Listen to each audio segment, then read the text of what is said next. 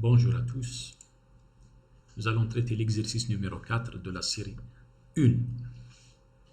L'énoncé est comme suit. Suite à des mesures, nous avons déterminé que l'air c'est la surface, d'une nappe circulaire était de 21,2 hectares. La première question, quel est le rayon de cette nappe? Et la seconde question, quel est le diamètre de la nappe?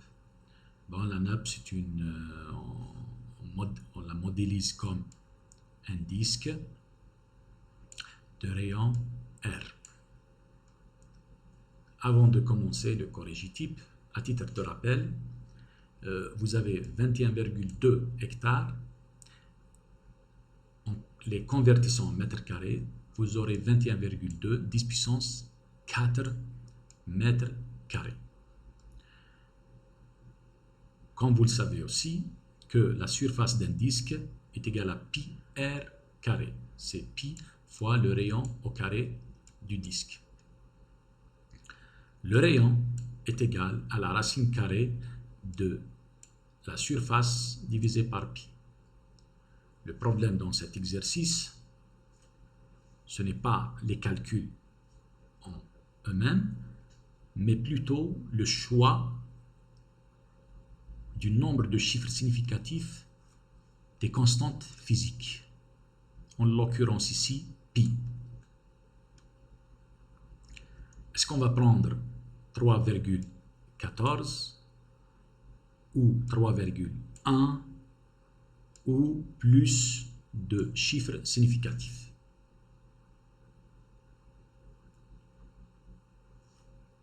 Ce que nous devons faire, c'est de toujours voir le nombre de chiffres significatifs de la valeur mesurée expérimentalement. Parce que cette valeur mesurée, en l'occurrence ici la surface, c'est elle qui comporte ou qui nous donne l'information sur les incertitudes et les erreurs de la mesure.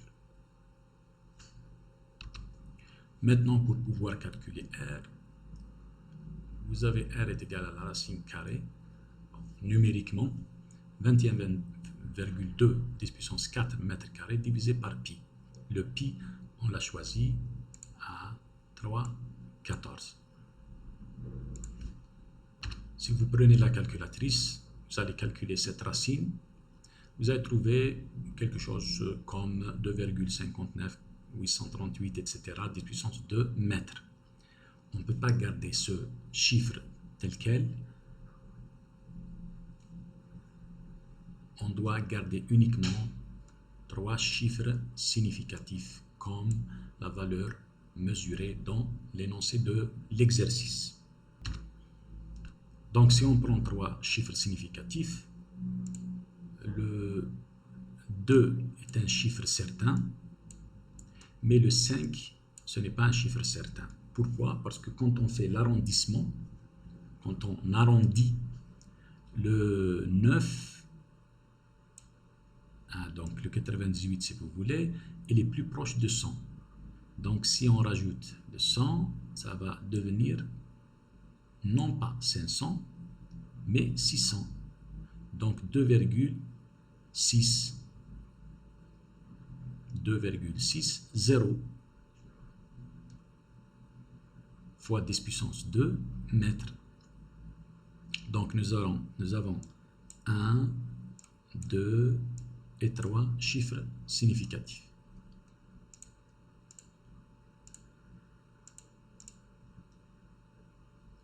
Pour ce qui concerne le diamètre, la même chose, donc le diamètre